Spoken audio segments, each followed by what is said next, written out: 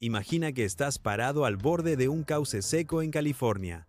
El sol cae como un martillo, el aire se siente pesado y el suelo, debajo de tus zapatos, está cuarteado, como si alguien hubiera roto un rompecabezas gigante y lo hubiera dejado ahí, abierto, expuesto.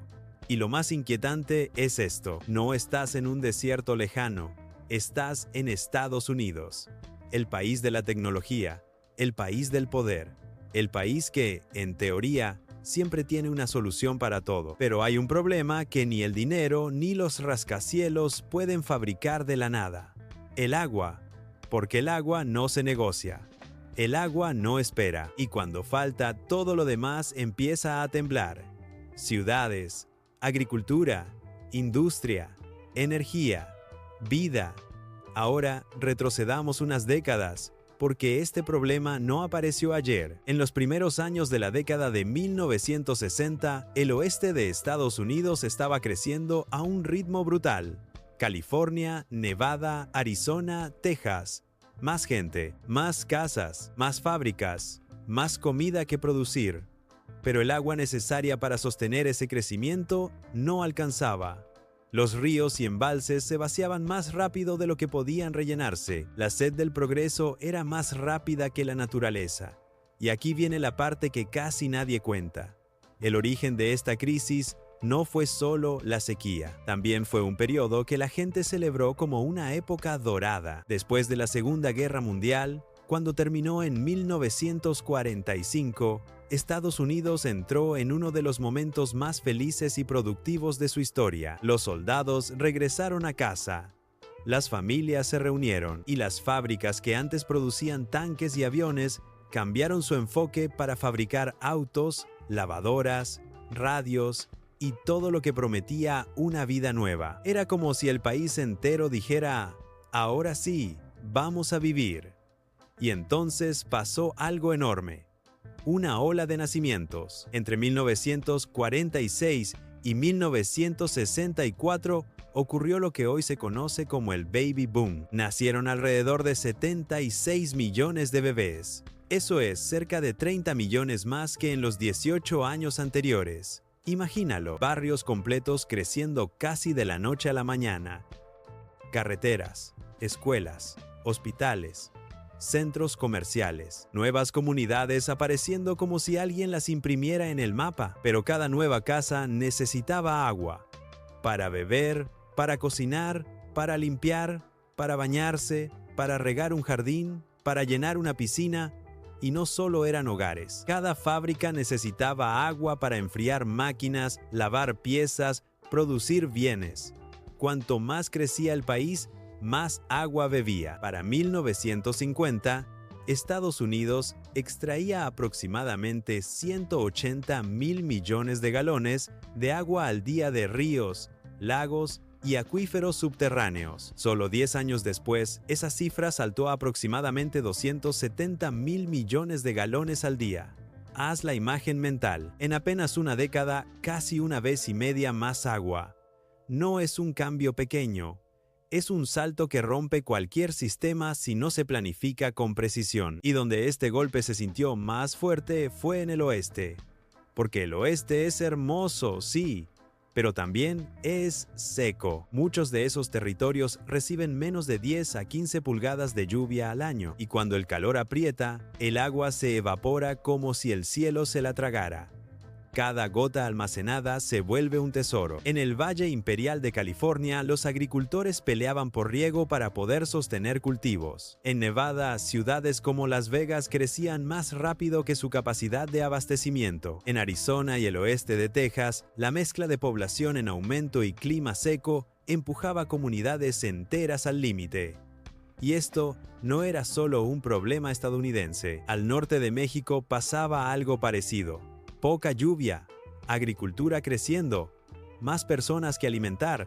Claro, ya existían grandes obras, presas impresionantes, embalses gigantes, la Presa Parker, la presa del Cañón Glen y, por supuesto, la legendaria presa Hoover, esa muralla de concreto que parece decir: aquí manda la ingeniería. La presa Hoover mide aproximadamente 221 metros de altura y se extiende unos 379 metros de largo y formó el lago Mead, que llegó a ser el embalse más grande del país.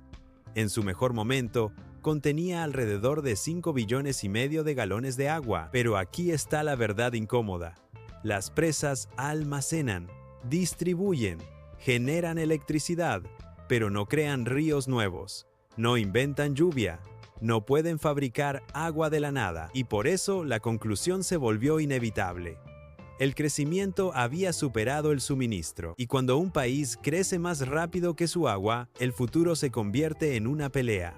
Entonces aparece un personaje clave, un hombre llamado Ralph M. Parsons, un ingeniero con mente de visionario.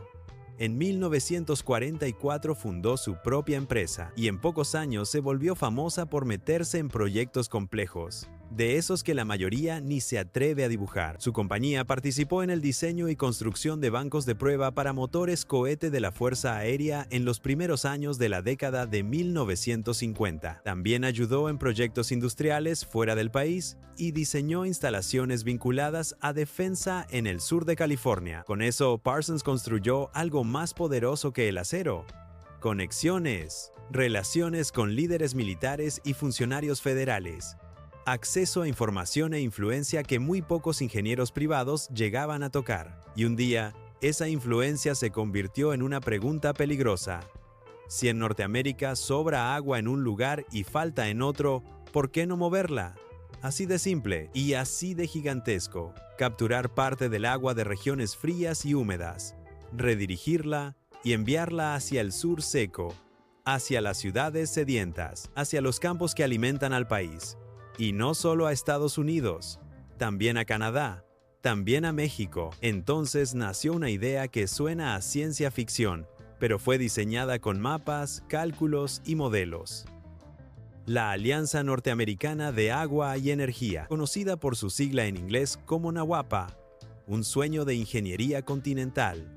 Una telaraña de presas, túneles, canales y estaciones de bombeo. El plan iniciaba cerca del río Yukon, en lo profundo de Alaska.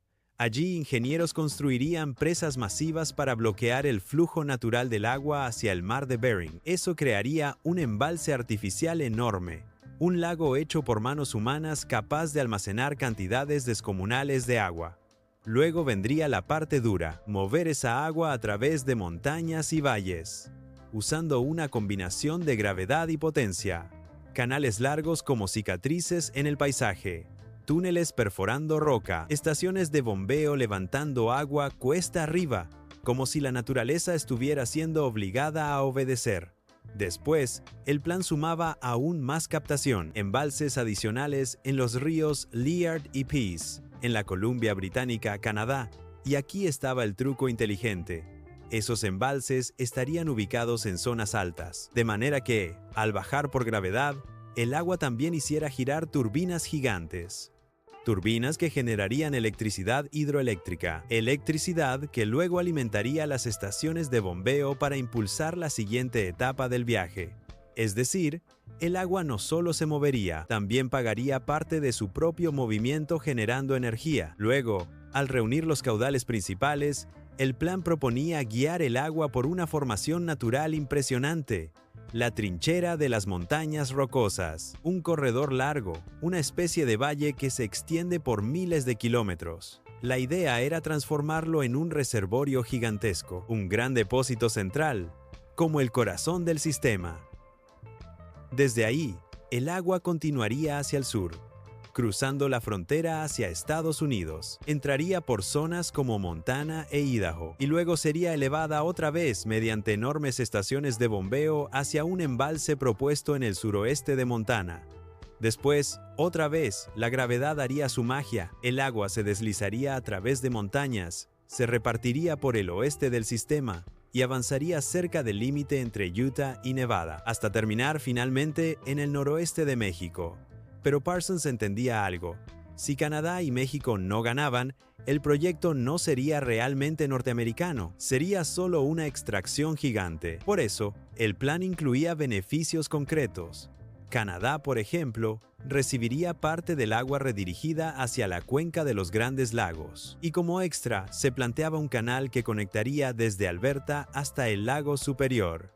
Un canal transcontinental. Para México, el proyecto también prometía una transformación agrícola. Según las proyecciones, el agua podría ampliar el área de riego casi al triple en ciertas regiones, y también se estimaba una entrega energética de alrededor de 2 gigavatios, con más de la mitad producida dentro del propio territorio mexicano. Ahora, el mayor ganador, según el plan, sería Estados Unidos. El sistema entregaría aproximadamente 78 millones de acres-pie de agua cada año. Acres-pie es una medida que se usa en agua y, en términos simples, representa el volumen necesario para cubrir un acre de terreno con un pie de profundidad, una cifra enorme. Además, se afirmaba que aumentaría la tierra irrigable del país en más de 60,000 millas cuadradas, y la energía generada por presas y estaciones de bombeo se estimaba en alrededor de 3.8 gigavatios, suficiente, en teoría, para abastecer a más de 3 millones de hogares. Parsons incluso decía que el proyecto podría aumentar el ingreso nacional en más de 30,000 millones de dólares al año. Suena como una promesa de renacimiento, pero aquí es donde la historia se pone seria. Porque soñar es barato. Construir, no. Este plan contemplaba cientos de obras separadas. Cientos. Se hablaba de 360 y 9 proyectos de construcción para hacerlo realidad. Se estimaba un trabajo continuo de alrededor de 30 años y la creación de unos 4 millones de empleos en Norteamérica. Los materiales eran de otro mundo. 200 millones de toneladas de cemento, 30 millones de toneladas de acero, 100,000 toneladas de cobre y aluminio. Y lo más interesante es que, desde lo técnico, muchos ingenieros admitían que era posible. La maquinaria existía, el conocimiento existía, los materiales podían conseguirse. Lo que no existía era el dinero a ese nivel, con esa coordinación, con ese riesgo. En 1964, la empresa de Parsons calculó un costo aproximado de 100,000 millones de dólares de esa época, y en valor actual, eso se suele comparar con más de $1 trillón. Un número tan grande que deja de sentirse real.